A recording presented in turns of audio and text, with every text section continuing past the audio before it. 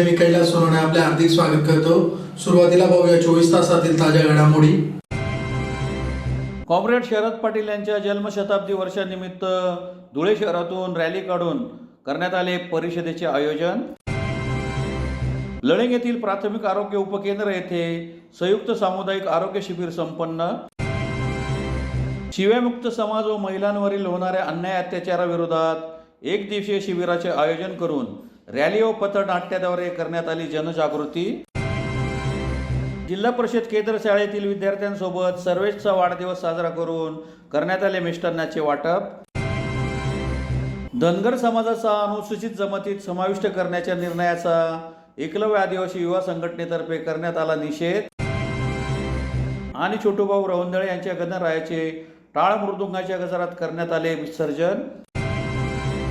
आता बातमीपत्र विस्ताराने। कॉम्रेड शरद पाटील जन्मशताब्दी महोत्सव समितीतर्फे कॉम्रेड शरद पाटील यांच्या जन्मशताब्दी वर्षानिमित्त धुळे शहरातून मंगळवारी रॅली काढून परिषदेचे आयोजन करण्यात आले होते। कॉम्रेड शरद पाटील यांच्या जन्मशताब्दी वर्षानिमित्त कॉम्रेड शरद पाटील जन्मशताब्दी महोत्सव समितीतर्फे धुळे शहरातून दिनांक 17 सप्टेंबर रोजी रॅली काढून परिषदेचे आयोजन करण्यात आले होते। कार्यक्रमाच्या अध्यक्षस्थानी कॉम्रेड नजूभाई गावित हे उपस्थित होते। रॅलीस सकाळी 10 वाजता संत रविदास भवन येथून सुरुवात करण्यात आली। वाडी भोकर रोड, जय हिंद कॉलेज, पंचायत समिती मार्गे कॉम्रेड शरद पाटील यांचे निवासस्थानी अभिवादन करून संत रविदास भवन देवपूर येथे कॉम्रेड नजूभाई गावित यांच्या अध्यक्षतेखाली परिषद संपन्न झाली।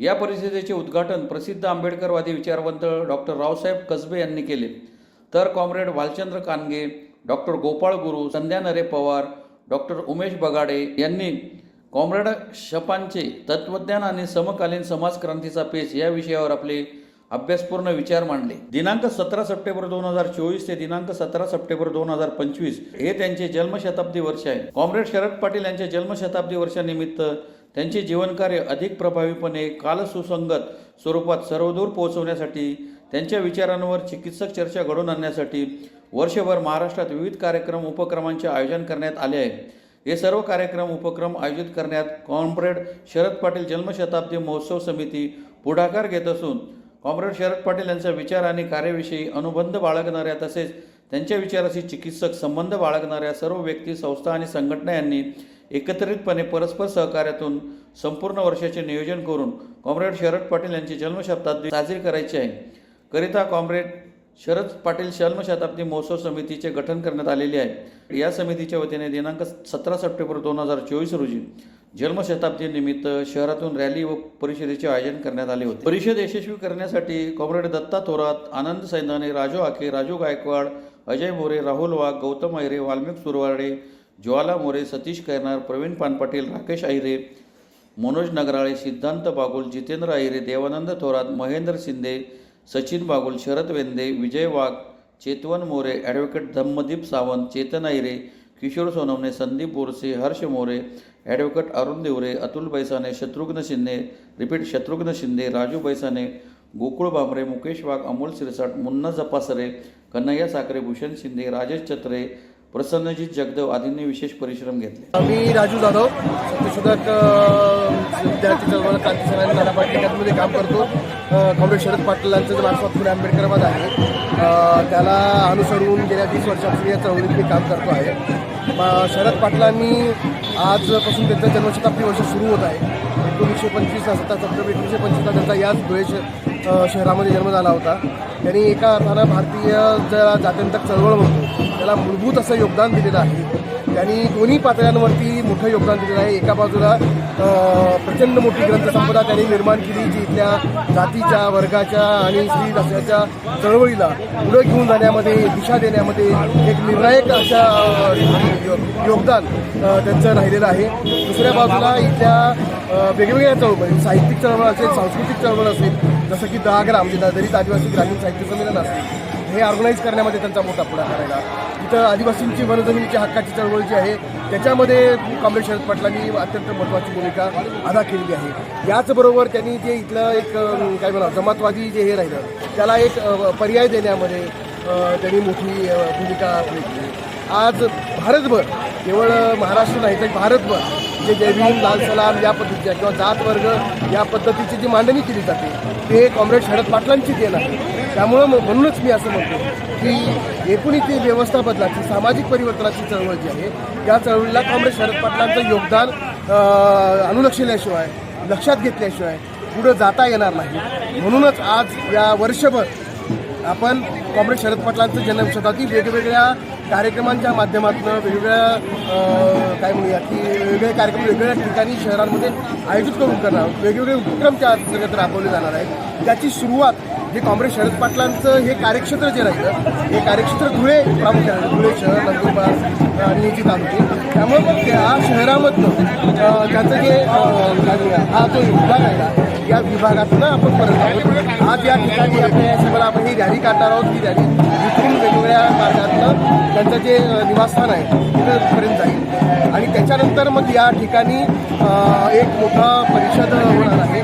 त्याला काय म्हणूया 80-90च्या दशकामध्ये एक मोठे दलित जे विचारवंत राहिले ज्यांनी मार्क्सवाद आणि आंबेडकर समन्वयाची भूमिका मांडली आणि या दोन चळवळींमध्ये एक समन्वय प्रस्थापित करण्याचा प्रयत्न केला. रावसाहेब कसबे कम्युनिस्ट चळवळीचे मोठे नेते भालचंद्र कांगो मराठी साहित्याच्या अभ्यासक वंदना महाजन आंतरराष्ट्रीय कीर्तीचे राजकीय विश्लेषक गोपाळ गुरु अशी मोठमोठी मंडळी आलेली आहेत. त्याचबरोबर याला वेगवेगळ्या म्हणजे आदिवासी कार्यकर्ते नेते याला आलेले आहेत. वेगवेगळ्या जिल्ह्यांमधलं मार्क्सवाद आणि आंबेडकरवादाला मानणारे नेते कार्यकर्ते विद्यार्थी हे आलेले आहेत. काही अडचणींमुळं खरं तर अजून येणं अपेक्षित होतं पण मोठ्या प्रमाणावरती लोक येत आहेत. आत्ताच 25 तारखेला औरंगाबादमध्ये विभागीय शिबिर झाली. आम्ही वर्षभर मुंबई आहे पुन्हा कोकण आहे मराठवाडा नागपूर अशा वेगवेगळ्या रिजन्समध्ये ही शरद पाटलांची जन्मशताब्दी त्यांचा विचार त्यांचं कार्य पुढे घेऊन आहे. धुळे तालुक्यातील लई येथील प्राथमिक आरोग्य उपकेंद्र येथे उपमुख्यमंत्री देवेंद्र फडणवीस यांच्या राज्यस्तरीय विशेष वैद्यकीय मदत कक्ष यांचे मार्फत संयुक्त सामुदायिक आरोग्य शिबिराचे बुधवारी आयोजन करण्यात आले होते. उपमुख्यमंत्री देवेंद्र फडणवीस यांच्या राज्यस्तरीय विशेष वैद्यकीय मदत कक्ष यांचे मार्फत तसेच श्री भाऊसाहेब विरे शासकीय वैद्यकीय महाविद्यालय धुळे यांच्या सहकार्याने धुळे तालुक्यातील लळिंग येथील प्राथमिक आरोग्य उपकेंद्र येथे मोफत सामुदायिक आरोग्य शिबिराचे बुधवारी आयोजन करण्यात आले होते. शिबिरात विविध तज्ज्ञ डॉक्टरांकडून रुग्णांची तपासणी करून मोफत औषधोपचार करण्यात आले. शिबिरात ECG रक्त तपासणी तसेच इतर तपासण्या मोफत करण्यात आल्या. या शिबिराचा सुमारे 150 ते 200 नागरिकांनी लाभ घेतला. तज्ज्ञ डॉक्टर सुशांत चव्हाण, डॉक्टर शेष गुंडेवार, डॉक्टर राजकुमार, डॉक्टर विनोद दूत, डॉक्टर प्रियंका आखाडे, डॉक्टर मनोज गंगासागर, डॉक्टर प्रतिभा माने, डॉक्टर मालिव्या नंबियार, डॉक्टर निशा कांबळे आदींनी रुग्णांची तपासणी केली. या प्रसंगी पोलीस पाटील सुनील सिंह परदेशी, अधिपरिचारक हाशमी अजरुद्दीन, शेख शोएब, रघुनाथ जगताप, संतोष आहिरराव, अभय पिंपळे, गणेश मालुसरे, अनिता नाईक, सतीश वैद्य, मनोज देसले आदी उपस्थित होते. आज राज्यस्तरीय उपमुख्यमंत्री विशेष वैद्यकीय मदत कक्ष यांच्या माध्यमातून व श्री भाऊसाहेब विरे शासकीय वैद्यकीय महाविद्यालय धुळे यांच्या माध्यमातून विशेष सामुदायिक आरोग्य शिबिराचे आयोजन लळिंग येथे आयोजित करण्यात आलेले आहे. सदर शिबिरामध्ये स्त्रीरोग, नेत्ररोग, शल्यचिकित्सा, बालरोग, कांडा घसा त्वचारोग अशा विविध प्रकारच्या तज्ज्ञ डॉक्टरांच्या माध्यमातून गावातील रुग्णांची आरोग्य तपासणी केली जात आहे. त्याचप्रमाणे 50 प्रकारच्या विविध रक्त चाचण्या या पण मोफत केल्या जात आहेत. तसेच ECG देखील मोफत केले जाणार आहे. त्याचप्रमाणे ज्या रुग्णांना वरिष्ठ स्तरावरची वैद्यकीय मदत किंवा उपचार आवश्यक असतील त्यांना त्या अनुषंगाने इतर जे हायर सेंटर तिथे रेफर करून त्यांच्यावर उपचार केले जाणार आहेत. तरी अधिकाधिक रुग्णांनी सदर शिबिराचा लाभ घ्यावा असे आम्ही श्री भाऊसाहेब विरे शासकीय वैद्यकीय महाविद्यालय यांच्या माध्यमातून आवाहन करीत आहोत. मोराणे येथे डॉक्टर बाबासाहेब आंबेडकर समाजकार्य महाविद्यालय व नगरराज बिल समर्थ मंच धुळे यांच्या संयुक्त विद्यमाने शिव्यामुक्त समाज व महिलांवरील होणाऱ्या अन्याय अत्याचाराविरोधात एक दिवसीय शिबिराचे आयोजन करून रॅली व पथनाट्याद्वारे जनजागृती करण्यात आली.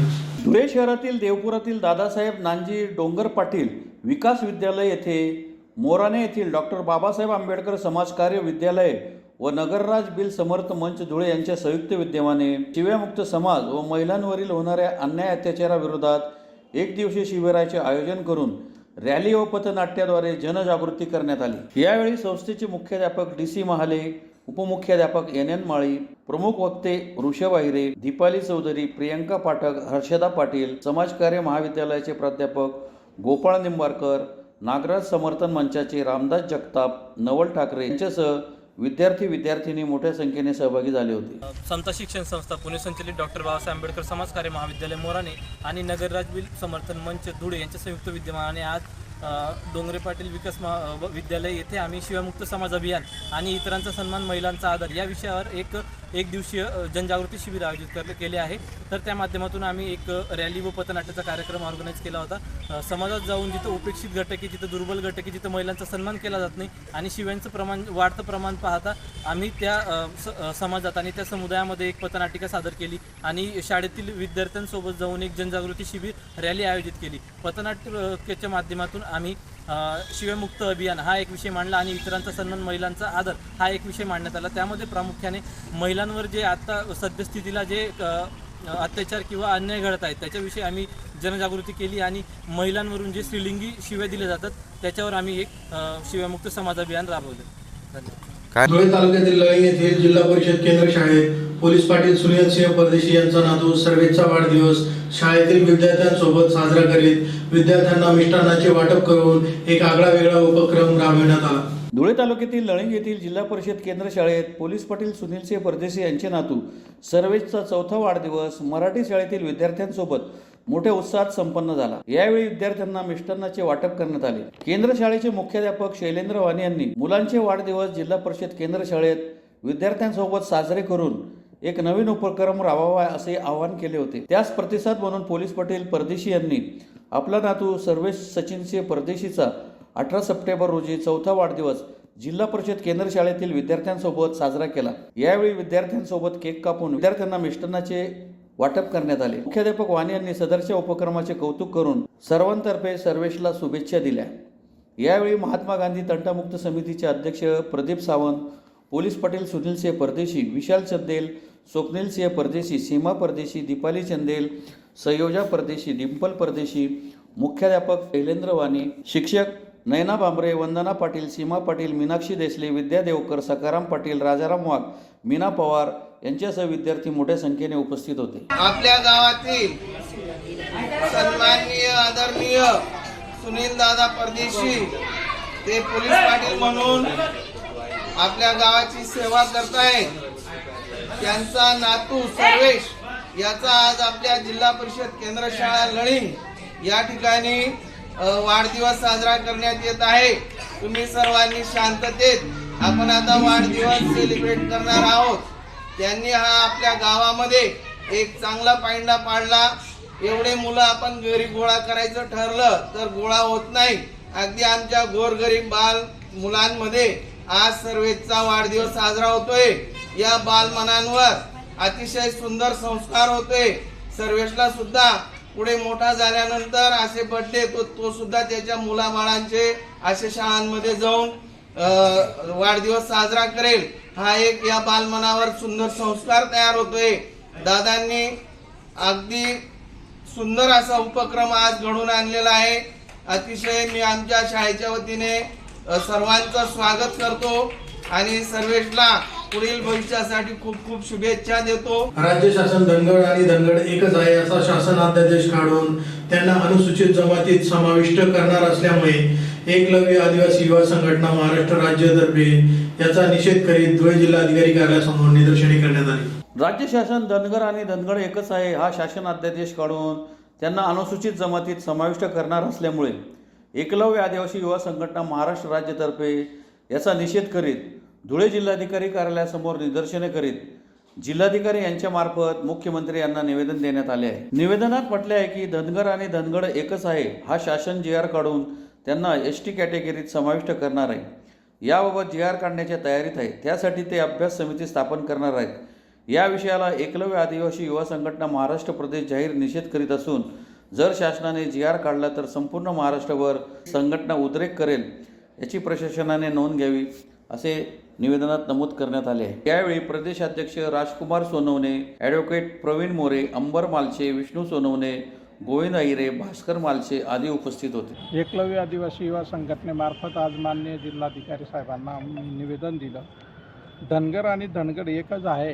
हा जो धनगर समाजने बारामतीमध्ये जे उपोषण लावलेले आहे आणि शासनावर दबाव आणू पाहत आहे की धनगर आणि धनगर एक आहे असा GR काढावा आणि आम्हाला अनुसूचित जमातीमध्ये ठेवावा अशी त्यांची मागणी आहे. त्या मागणीला विरोध करण्यासाठी आम्ही आज माननीय जिल्हाधिकारी साहेबांना निवेदन दिलेलं आहे. धनगर आणि आदिवासींचा तीळ मात्र संबंध नाही. सुप्रीम कोर्ट, सर्वोच्च न्यायालय सर्वांनी याचिका फेटाळून लावली तरी धनगर समाज बारामतीमध्ये बेकायदेशीर उपोषण करीत आहे. तरी शासनाने त्या बेकायदेशीर उपोषणाचा कुठलाही घेऊ नये यासाठी संघटनेकडून निवेदन देण्यात आलं. जर शासनाने GR काढण्याचा प्रयत्न केला तर आदिवासी समाज म्हणजे एकलव्य आदिवासी संघटना ज्या महाराष्ट्रामध्ये आहे त्या तीव्र आंदोलन करतील. हे शासनाकडे नोंद करण्यासाठी आज आम्ही आलो होतो. धुळे शहरातील मोहाडी उपनगर येथील हॉटेल निवांतचे संचालक अनिल उर्फ छोटूभाऊ रवंदळे यांच्या येथील गणरायाचे टाळ मृदुंगाच्या गजरात मोठ्या भक्तिभावाने विसर्जन करण्यात आले. धुळे शहरातील मोहाडी उपनगरातील हॉटेल निवांतचे संचालक अनिल उर्फ छोटूभाऊ रवंदळे यांच्या निवासस्थानी मोठ्या भक्तिभावाने पूजाविधी करीत गणरायाचे मंगळवारी विसर्जन करण्यात आले. श्री संत ज्ञानेश्वर माऊली पाठशाळेतील सर्व माऊलींच्या उपस्थितीत टाळ मृदुंगाच्या गजरात विसर्जन मिरवणूक काढण्यात आली. गणरायाच्या आगमनापासून ते विसर्जनाच्या 10 दिवसांपर्यंत झालेल्या कार्यक्रमांना माजी मंत्री रोहिदास पाटील, आमदार कुणाल पाटील, डॉक्टर ममता पाटील यांचे विशेष सहकार्य लाभले. विसर्जन मिरवणुकीत निंबाबाई रवंदळे, हॉटेल निवांतचे संचालक अनिल रवंदळे, वंदना रवंदळे, रवींद्र रवंदळे, समाधान पाटील, अविनाश पाटील, कुणाल पवार, भरत रवंदळे, अशोकराव आंधळे, विनायक बापूजी, गोपी रवंदळे, शशी रवंदळे, कौशल रवंदळे, विश्वराज रवंदळे यांच्यासह भाविक मोठ्या संख्येने सहभागी झाले होते. श्री संत ज्ञानेश्वर माऊली मंडळ, गोंदूर रोड, विमानतळाजवळ सेवा संस्था यांच्या मार्गदर्शनाने आम्ही गणपतीची आज विसर्जनची मिरवणूक करतोय. तरी आमच्या आईपासून आम्हाला प्रेरणा मिळाली. निंबाबाई बारीकराव रवंदळे या परंपरेने आमच्या सर्व गावातली मंडळी आणि श्री आमचे रोहिदास दाजी पाटील खानदेश, विशाल खानदेशचे नेते यांच्या मार्गदर्शनाने आज चालत आहे. आमचे धुळे ग्रामीणचे आमदार कुणाल बाबा पाटील यांच्या मार्गदर्शनाने आम्ही हा कार्यक्रम